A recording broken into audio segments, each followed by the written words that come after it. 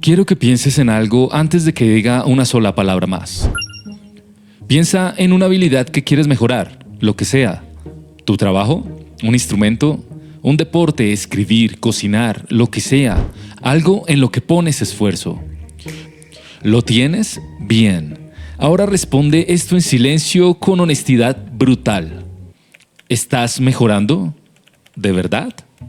No te digo esto para desanimarte, te lo digo porque la mayoría de personas que trabajan duro, que de verdad le meten ganas, están atascadas, hacen más, se esfuerzan más, se cansan más.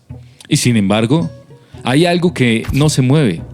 Una parte de ella sabe que está dando vueltas en círculos, aunque no lo quiera admitir. Y la pregunta que nadie se hace es, ¿y si el problema no es la cantidad de esfuerzo, sino cómo lo estás usando?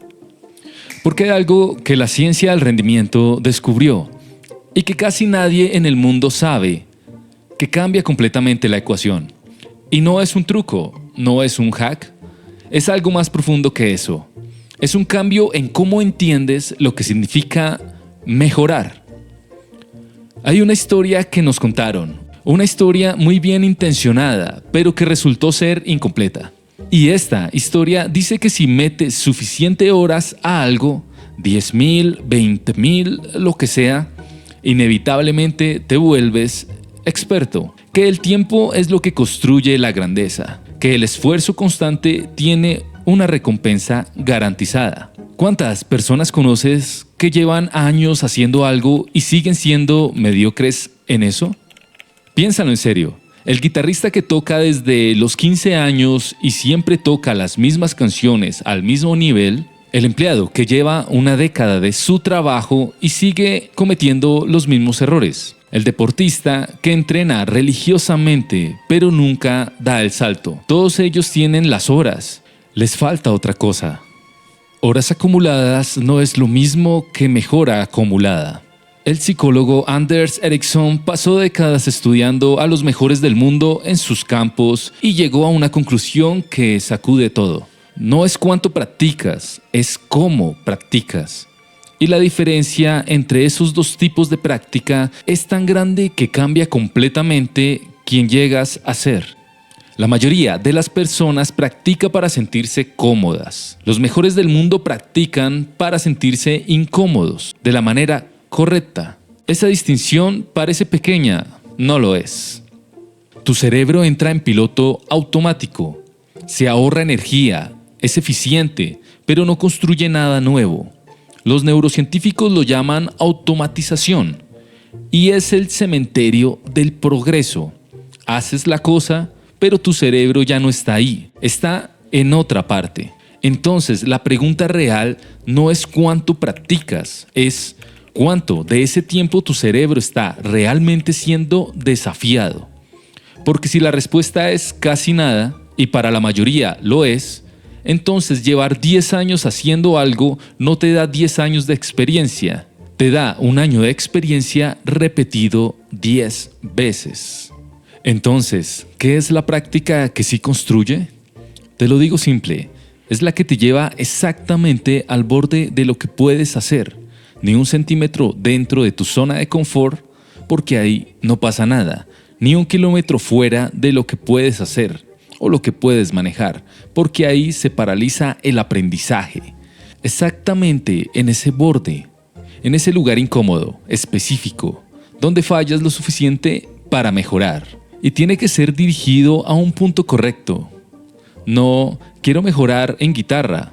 Eso es un deseo. La práctica deliberada dice, voy a trabajar esta transición específica entre estos dos acordes, a ese tiempo, durante 20 minutos, hasta que deje de fallar más de 20% del tiempo.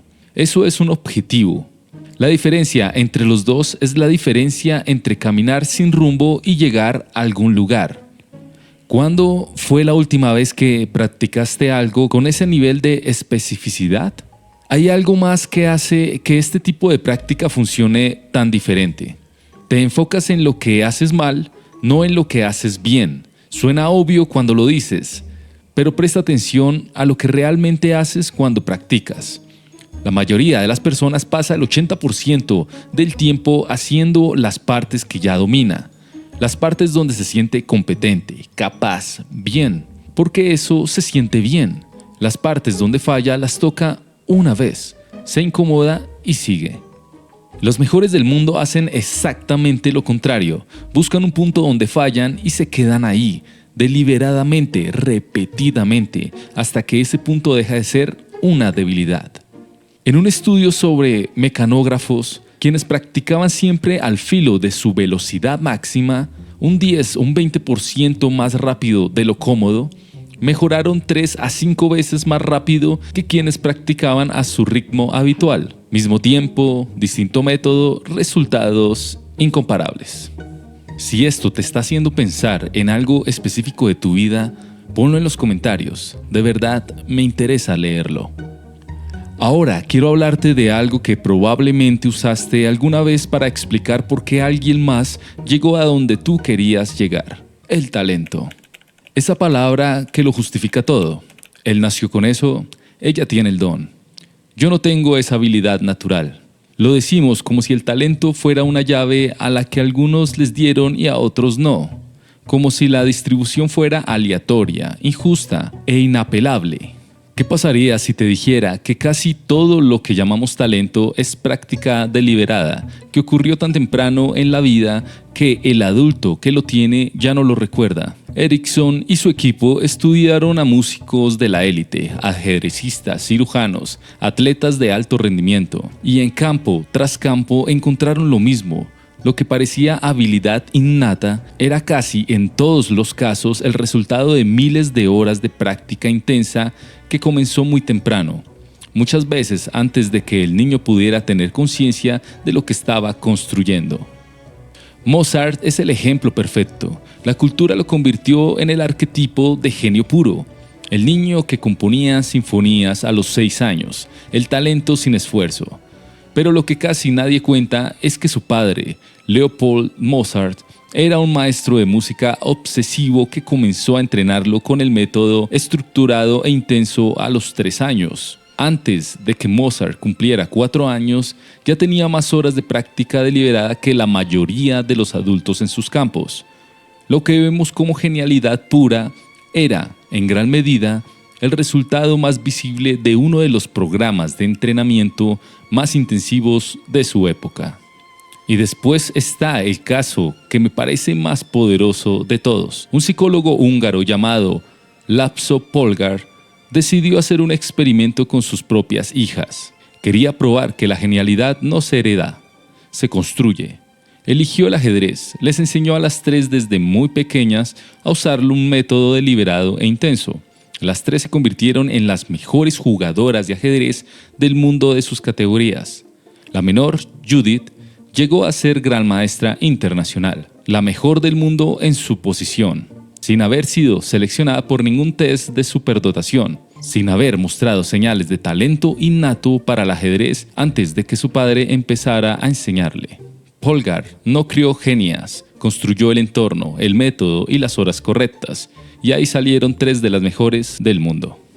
No te estoy diciendo que todos podemos ser lo que queremos sin límites biológicos de ningún tipo. La genética existe, la altura importa en el básquet, la constitución física importa en cientos de deportes. Esto es real, pero dentro de los límites de lo que tu cuerpo y tu mente puede hacer, los que son límites más amplios de lo que crees. El método determina hasta dónde llegas, no el talento con el que naciste. Y la mayoría de nosotros nunca llega a tocar esos límites reales. Nos rendimos mucho antes, convencidos de que lo que hace falta es algo que nunca tuvimos. Y si la historia que te contaste sobre por qué no llegaste hasta ahí era simplemente incorrecta, hay una razón por la que casi nadie llega a la excelencia solo. Y no tiene nada que ver con motivación, disciplina ni talento. Tiene que ver con algo mucho más concreto. El cerebro humano tiene un punto ciego estructural. No podemos vernos a nosotros mismos con precisión mientras estamos haciendo algo. No podemos escuchar la voz que sale de nuestra boca de la misma manera en que la escucha alguien más enfrente. No podemos ver los hábitos que tenemos mientras los estamos ejecutando. Somos literalmente ciegos a partes esenciales de nuestra propia actuación. Por eso los mejores del mundo casi invariablemente tienen alguien que los mira desde afuera, un entrenador, un maestro, un mentor, alguien que ve lo que tú no puedes ver porque estás dentro del proceso. Ericsson lo encontró en todos los campos del estudio. Los violinistas de clase mundial tenían profesores que corregían en tiempo real. Los cirujanos de élite aprendieron con mentores que observaban cada decisión. Los atletas más grandes de la historia tuvieron coach que los desafiaban incluso cuando ya eran los mejores del mundo. Investigadores estudiaron a médicos aprendiendo a leer imágenes diagnósticas. El grupo que recibía feedback inmediato después de cada diagnóstico mejoró un 470% más que el grupo que practicaba solo en el mismo periodo de tiempo. El mismo esfuerzo, la misma cantidad de práctica. La única diferencia era el espejo externo. 470%. No es un margen, es otra categoría de aprendizaje completamente. ¿Tienes alguien en tu vida que te diga la verdad sobre cómo lo estás haciendo? No que te felicite, que te diga lo que está fallando con precisión específica. Si no tienes un mentor o un entrenador disponible, hay otras formas de crear ese espejo. Grabarte, cronometrarte, comparar tu trabajo contra un estándar claro y específico, buscar retroalimentación aunque incomode. La clave no es la forma, es crear algún sistema que te muestre lo que tu cerebro solo puede ver. Sin ese espejo, mejorar más allá de cierto nivel es casi imposible, sin importar cuántas horas le metas. Si estás llegando a esto sin estar suscrito al canal, ya sabes, el botón está ahí. Hay algo que te quiero aclarar porque hasta acá quizás suena como trabajar más duro pero de otra manera, y no es eso. No se trata de esfuerzo bruto, se trata de esfuerzo en el lugar correcto. Los investigadores identificaron una zona muy específica de la dificultad donde el aprendizaje ocurre a máxima velocidad. Se llama la zona de desarrollo próximo, y la forma más fácil de describirla es esta. Es el punto donde fallas el 15 o el 20% del tiempo, ni más ni menos. Si fallas 0%, es demasiado fácil. Tu cerebro ya aprendió eso. Si fallas 50%, demasiado difícil. El pánico bloquea el aprendizaje. 15 a 20% del fracaso es la tasa óptima. Lo demostraron de una manera brillante con videojugadores. Rastrearon la mejora de jugadores según el nivel de dificultad en el que pasaban más tiempo. Y los que mejoraban más rápido no eran los que jugaban niveles fáciles para acumular victorias. Tampoco eran los que jugaban el nivel más difícil posible y fracasaban constantemente. Eran los que pasaban la mayor parte del tiempo en el nivel donde ganaban el 80% y perdían el 20%. El cerebro en ese rango exacto está lo suficientemente desafiado para continuar, pero lo suficientemente seguro para procesar. ¿En qué nivel de dificultad estás practicando tu habilidad hoy? Si siempre te sientes cómodo, no estás creciendo. Si siempre te sientes abrumado, tampoco. La práctica se transforma y se vive en ese borde incómodo pero manejable. Y la mayoría de nosotros evita ese borde porque se siente mal, porque implica fracasar. Y nadie quiere fracasar, aunque sea la única forma de mejorar. Cambia la pregunta que te haces sobre la práctica. No te preguntes, ¿practiqué hoy? Pregúntate, ¿me incomodé hoy de la manera correcta? Si la respuesta es no, el tiempo que pusiste fue tiempo de mantenimiento, no de crecimiento. Lo último que quiero compartirte es quizás lo más invisible de todo. Y tiene que ver con algo que los expertos tienen y que los principiantes no. Y que no es velocidad, ni fuerza, ni habilidad física. Es algo que Ericsson llamó representaciones mentales. Y te lo explico de la manera más directa posible. Cuando un gran ajedrecista mira un tablero, no ve 32 piezas, ve patrones, configuraciones que reconoce en fracciones de segundo, porque lleva años construyendo un mapa interno de cómo se ve el ajedrez cuando es bueno. Cuando un gran cirujano opera, tiene en la mente un modelo tan claro de cómo debe verse una operación perfecta que puede detectar al instante cuando algo se desvía. Un escritor extraordinario tiene interiorizado el ritmo de un buen texto hasta el punto en que el párrafo mal construido le suena mal antes de poder explicar por qué. No es magia, es un mapa interno, detallado, construido lentamente con miles de horas de práctica deliberada. Y ese mapa es lo que le permite al experto evaluarse solo, ver sus errores, corregirse sin que nadie tenga que decirle nada, porque el mapa en su cabeza ya sabe cómo se ve la excelencia y detecta cuando lo que está haciendo no coincide con ella. La práctica deliberada es esencia, es el proceso de construir ese mapa. Cada hora bien intervenida no solo mejora una habilidad, construye una pieza más del mapa de la excelencia en tu cabeza. Y con el tiempo ese mapa se vuelve tan preciso que guía todo lo que haces, casi sin esfuerzo, consciente. ¿Estás construyendo ese mapa o estás simplemente acumulando horas? La diferencia está en la atención, el nivel de atención con el que practicas. En si después de cada sesión puedes decir, aprendí exactamente esto, o si solo puedes decir, practiqué. Los mejores del mundo salen de cada sesión con algo concreto que no tenían antes. No siempre algo grande, a veces algo microscópico, pero algo real, específico, nuevo. No te voy a hacer un resumen. No voy a repetir los puntos como una lista. Ya los procesaste mientras los viviste. Lo que sí quiero que te lleves es una sola imagen. Imagina a dos personas. Las dos trabajan duro, las dos le meten horas. Las dos quieren llegar al mismo lugar, pero una practica para sentirse bien, la otra practica para mejorar. La primera hace lo que ya sabe, evita la falla, busca la comodidad de la competencia. La segunda busca exactamente dónde falla.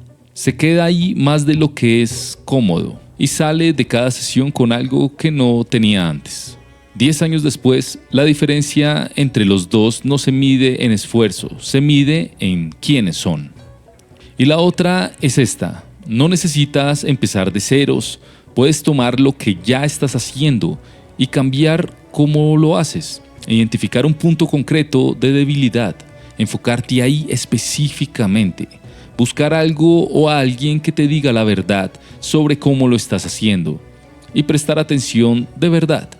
No solo estar presente, sino estar presente con la intención de aprender algo que no sabías cuando empezaste. Eso es todo. No necesitas más horas, necesitas mejores horas.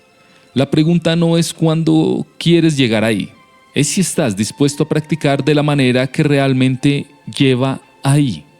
Si este video te hizo pensar en algo concreto que vas a cambiar, en lo que sea, déjamelo en los comentarios. Noel, muy bueno, gracias. La cosa específica, ¿qué vas a hacer distinto mañana?